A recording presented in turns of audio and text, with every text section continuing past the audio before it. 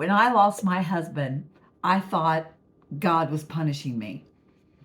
I spent the first months trying to figure out what I had done wrong and what God was wanting to teach me through this trial that I was going through by losing my husband. I believe I have learned a lot. I've gotten a lot closer to the Lord um, in the last 3+ years. But I'm just going to cover one thing today because I need to hear it. I need to learn this, and I still have to remind myself continuously. And I think that I'm not the only one. I think there's other people out there that need to know this. So I'm just going to focus on the one thing that encapsulates everything that I learned from losing my husband or during that. Have you ever watched other worshipers at church? If you say you don't, I really don't believe you. But do you ever notice other people in church? And I always think of one lady in particular. She was in the choir and she'd stand up on stage. And when she would worship and she would sing and she'd lift her face towards heaven, and it looked like she was looking directly into heaven's portal. I mean, it was all over her face. She was just so in love with the Lord. And you could just see it all over her. And I think of her and I compare myself to other people who they just have it on their faces and they just look like they are right there talking person to person with God. And here's Teresa. Well, I can't sing a lick. I have no talent at all. As you can tell by the sound of my voice, it sounds even worse if you try to hook it to a melody. Not good. So I can't sing. I don't get real emotional. And like some people in church, they just cry. My husband did. He would cry and just love on the Lord so much. And I would just stand there and I'd lift my hands. I get into it some. But yeah, so I'm comparing myself to my husband and the lady on stage and everybody else around that seems like they have it figured out. And I would always think to myself, who is God? I know this is wrong, but who is God more pleased with? Is he pleased with that wonderful, beautiful lady? Or is he pleased with my husband who's got the tears streaming down his face and he's just so excited to be there and to be in God's presence and to just be worshiping? Or is he pleased with Teresa, who is trying and she loves the Lord, but she just thinking, those people get it. Those people, they are experts. They've got it. They got it figured out. And I'm still struggling. So, who is God more pleased with? What does he think? Yeah. Okay. Have you ever been to a wedding? I have an update here, a little bit of insight for you. Don't tell anybody, but not every bride is beautiful. She's not. Most brides are average, or they might even be a little bit below average. They're not beautiful. I know. They're not that special. They're not gorgeous. They don't put them on the fronts of magazines. Yeah, they don't really belong there. But here's the other light bulb moment that went off for me. The groom doesn't know that. He does not know that his bride is not stunning. He doesn't know that. Have you ever watched the groom?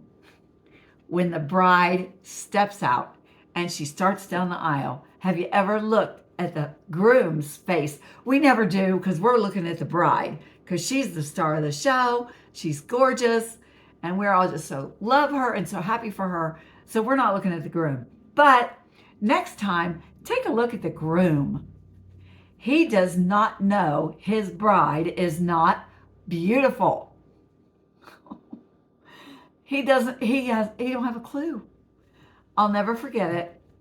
The look on my husband's face when I stepped out, because I was looking at his face that day. I was looking at the groom. When I stepped out of that room, now, this was the second marriage for both of us. So we did not do all the traditional superstitious stuff, where you can't see the bride before the wedding and all that. We didn't do that. We had spent the day together. We went over to the florist and picked up flowers. He had seen my dress. He took me to get my hair done. So he knew what I look like. I mean, he watched me get my hair done and go back for the wedding. So he knew exactly what I look like. But when I stepped out of that room and I was all dressed in a dress he had already seen, hair he had already seen, flowers he had already seen, when I stepped out of that room and he saw me for the first time, his face, I'll never forget it. It was like he had never seen me before. I mean, it was just like shock and awe. And I'll bet your groom looked the same. I was not the most beautiful bride. I know that's a shock, but he didn't know that. To him, I was the most beautiful. And you could see it on his face. He didn't just tell me, "Oh, honey, you're beautiful. Oh, you look so nice. Oh, I love your hair." No, I could see it on his face. And that's how God sees us. We are the bride of Christ. And when he sees us standing in a church and we are not singing like the lady on the choir or the person next to you or the person across the aisle, and they got their hands raised and they just got that rapture, that adoration on their face, and you're thinking to yourself, "Oh, Lord, I'm just not there. I'm not getting it. I love you, but I am totally inadequate. I don't know how to show it. I don't know how to express it. You know my heart. Thank goodness you know my heart, because I'm just not doing like those other people." You are the most beautiful person in that room, in that church, in that sanctuary, at that park, walking around, wherever you are worshiping the Lord, whatever you're doing, you are the most beautiful to him. You are enough. Love casts out all fear. I fear that I am inadequate, that I'm not enough, that I had to be punished. The only way for God to get to me, to get through my thick skull, the lesson he was trying to teach me, my husband had to go. He went. I thought it was too early. It was too early for me, too early for my husband, I'm sure. But it was God's plan. And it wasn't to punish Teresa. Whatever you're going through today, you're not being punished. God can use that, and he did. He has really used the last 3.5 years of my life, that terrible day, that awful, awful, awful thing that happened to me. God used that he has used it. He has used what happens in our lives, the struggles, the difficulties, the frustrations. They blind us to what God wants us to see. He wants us to see how much he loves us. But we're blinded by our circumstances, our struggles, deaths in the family. We have kids who fall away. We have kids we've not spoken to in years, relationships that break down. We're blinded by those. We're blinded by that, and we can't see God because we're blinded by the things that happen to us in this natural world. But God wants you to know you are enough. You're not being punished. You're not inadequate. He's looking at you and he's thinking, "Oh my gosh, how many more times? Oh, she's never going to get it. I'm done. I give up. I have tried and tried." That's not what God sees when he sees you.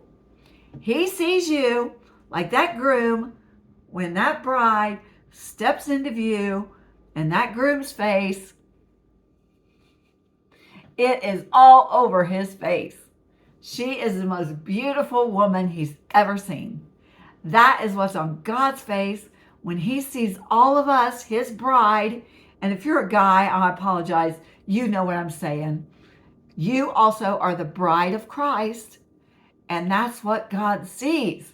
He sees beauty. He does not see what's underneath all that makeup and those wrinkles and the gray in our hair and just all of our imperfections and our doubts and our confusion and our questions and our tears. He doesn't see any of that. He sees beauty. We are his bride. We are enough. We are adequate. That's what God sees. So the next time you're comparing yourself to someone else in church that just seems to have it, she knows or he knows just how to worship and pray. And when they pray, man, it just sounds like they're just at heaven's door and they're just speaking directly to God. And you're like, oh, I wish I had that. I wish I could pray like that. I wish I could worship like that. I wish I could praise like they do. That God sees his bride, his beautiful, perfect, wonderful bride. That's what he sees when he sees you. That's what he sees when he sees me. I have to remind myself, and that's why I'm doing this video, I have to remind myself of that I am the bride of Christ. I am beautiful in the Lord's eyes, and he does not see my failings that I see. And yeah, he sees you. You are beautiful, perfect in his sight. I just want to encourage you today, challenge you. The next time you're at a wedding, take a moment, look away from the bride, and check the groom out and see the expression on his face. It is a glimpse into heaven and what God sees when he sees his bride, which is you and me. Have a blessed and wonderful day. Be encouraged and encourage someone else.